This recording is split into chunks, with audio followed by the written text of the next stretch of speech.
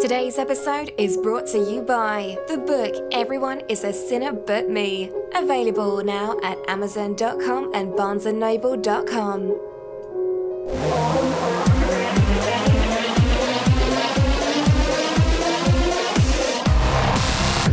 Live from Volpis Studios, it's the MCS1 show featuring Caleb Henner, and now your host, MCS1.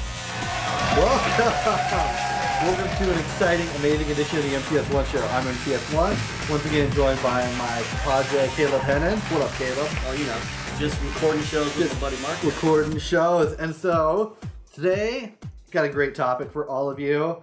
Smokers' rights! Woo! Yeah, we're scraping of the bottom of the barrel here.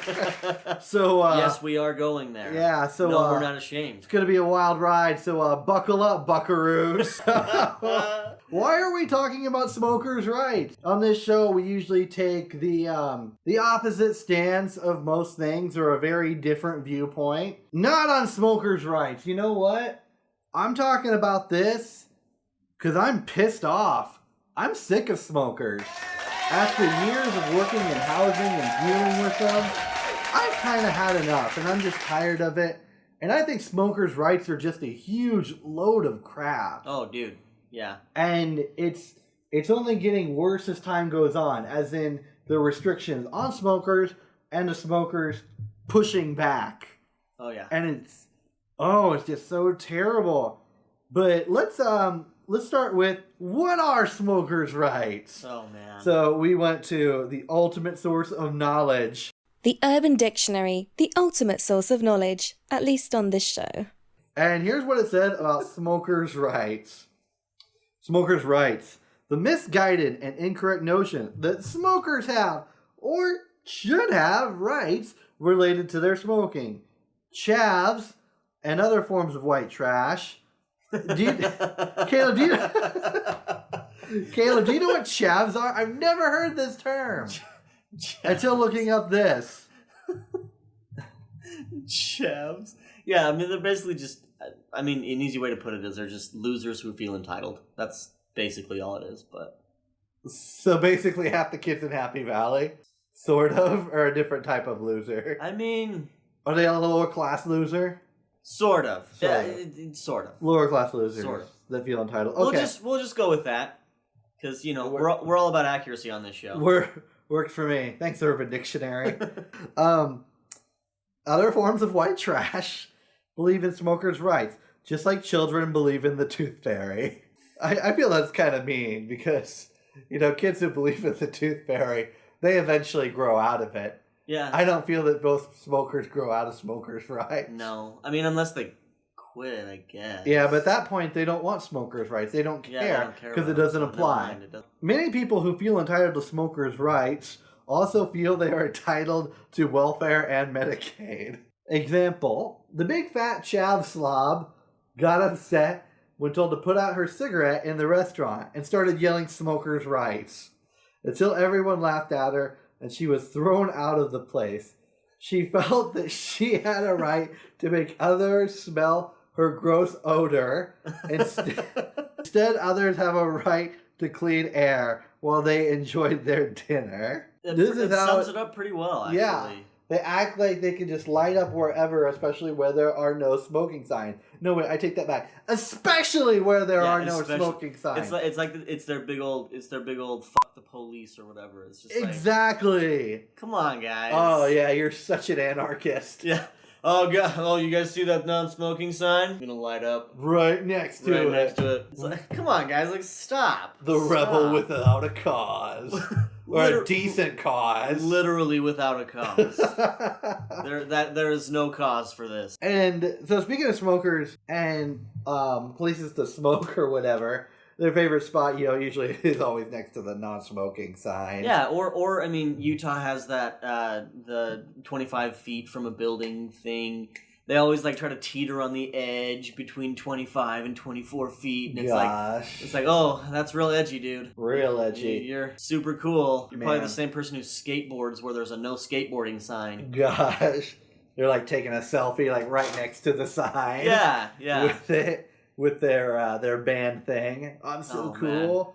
It's like have you seen? Okay, this is totally off topic, but have you seen that? Oh, when they do the circle with the cross through, and there's like a dog on a skateboard with a martini and a cigarette in its mouth. What the heck? You've never seen that? That sounds way extreme. Yeah. What is going on in these places? It's for beaches primarily, like in California and stuff. And they're basically saying no smoking dogs that drink martinis. Yeah, well, they're basically saying no skateboarding, no dogs, no smoking, no drinking. Speaking of places that they couldn't smoke, was what we were referring to earlier. I had a tenant come up to me and said, "Hey, I got an idea for about what to do about smokers." And I was like, "Oh man, this is gonna be it. This is gonna be the idea where I can finally end this. The idea of the century. The idea of the century."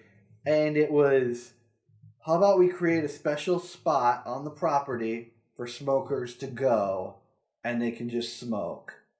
No, just no.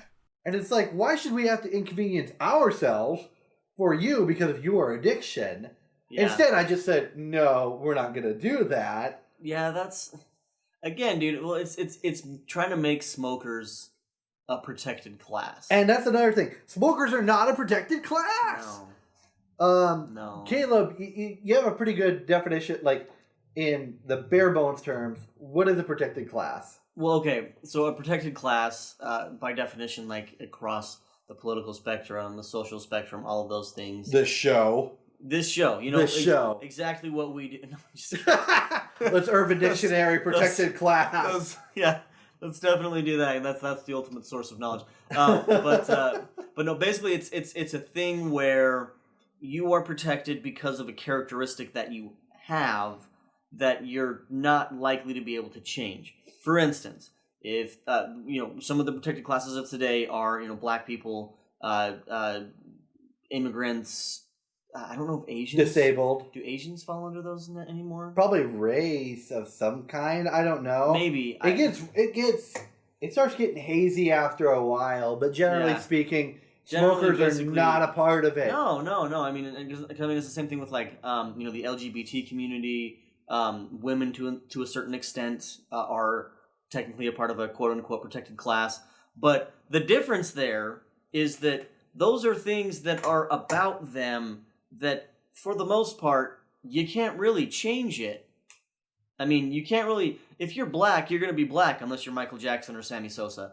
But other than those two examples, or a rare skin disease, you're going to stay black. But again, if you have a rare skin disease that makes you not black, then you basically are a protected class because you are a disabled individual. Yeah, and even to an extent. And even if you are black, your race is not changing. Your heritage is still the same. No, exactly.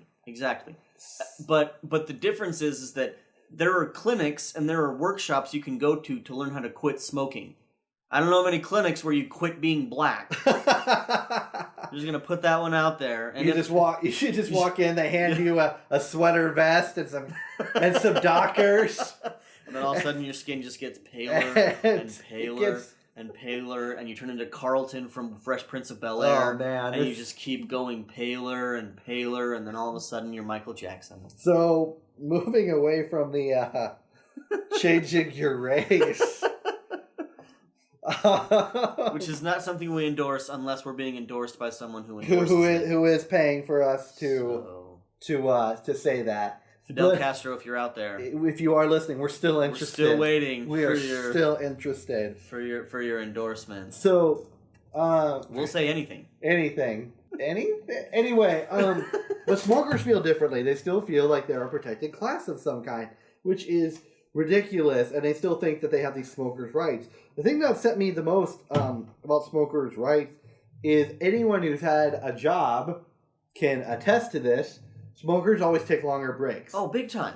I worked at a place, it was like my first real job, and what would happen is the smokers would go out, take a break for 15 minutes to smoke, then another 15-minute break to do whatever.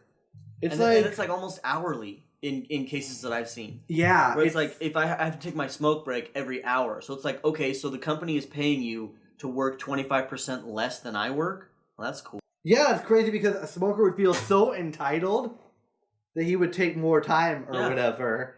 and to have more of a break time than you. Yeah. It's essentially somewhat getting paid kind of more than you. Well, basically, in a way. Because the hours of their actual work is less. So in a given 8-hour day, they're going to work for 6 hours, and they're going to get paid for 8 hours.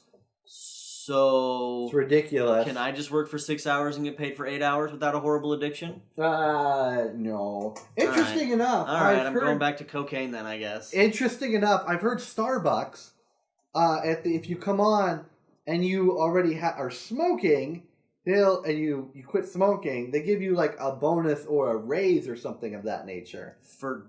For not smoking anymore. For not smoking anymore. I don't know how true that is. Fact check that. Interesting thought, though. Yeah, that's kind of ridiculous. Very interesting. So, yeah, smokers, they just take longer breaks, and that's just ridiculous.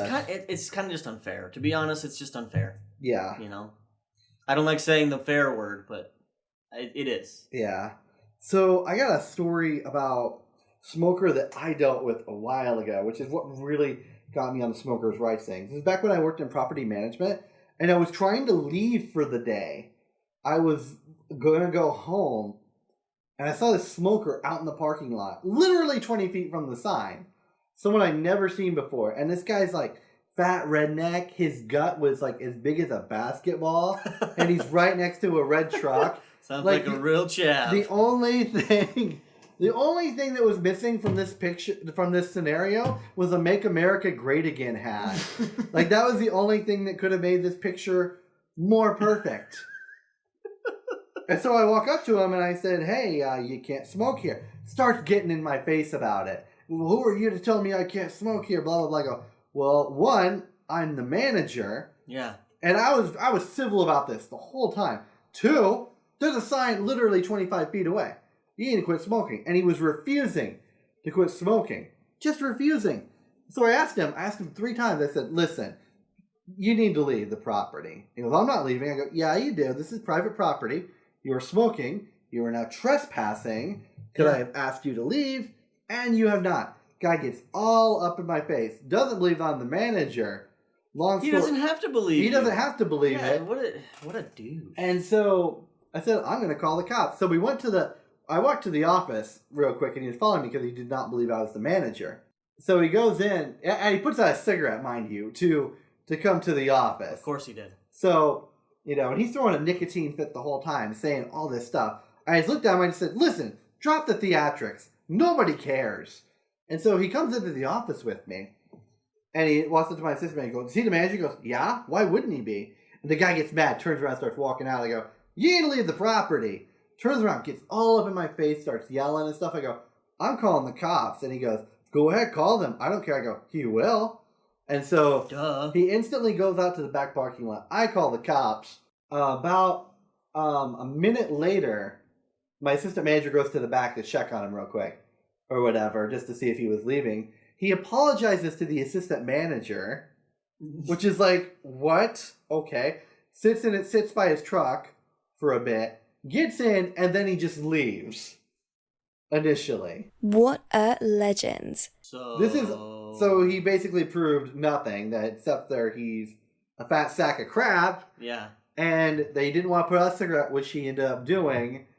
And he just threw a nicotine fit the whole time and just made a complete jackass of himself. So he literally got nothing done. He literally accomplished nothing from his goal of standing up to me.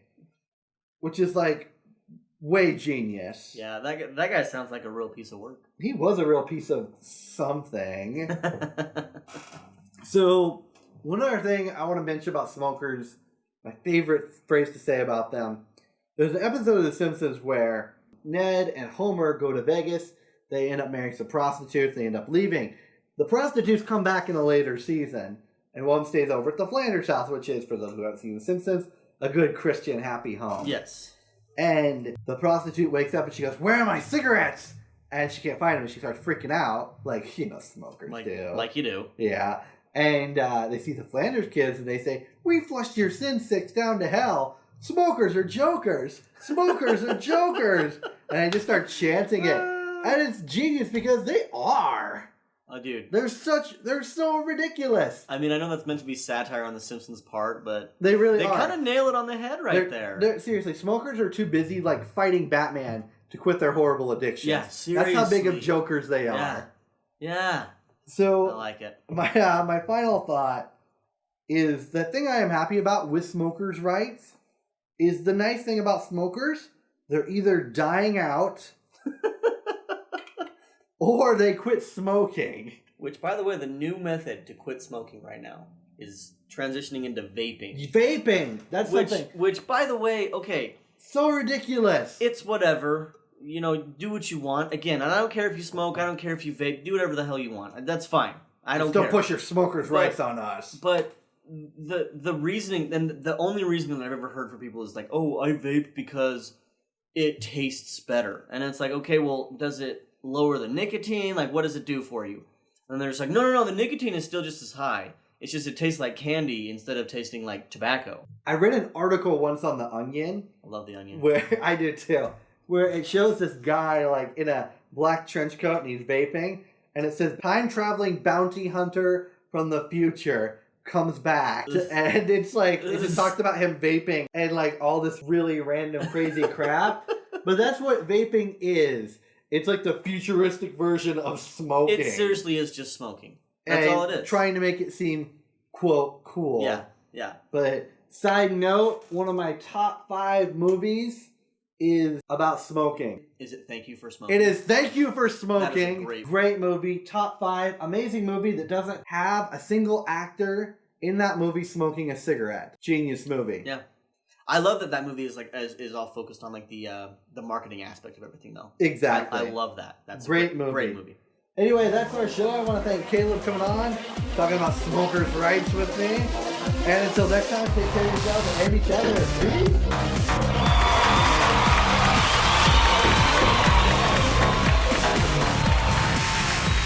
Thank you for listening to the MCS1 show. For bi-weekly episodes on society, counterculture, and pretty much everything but politics and sports, subscribe on iTunes, Google Play, or SoundCloud. For regular updates, head to the MCS1show.com or search the MCS1 show on any social media platform.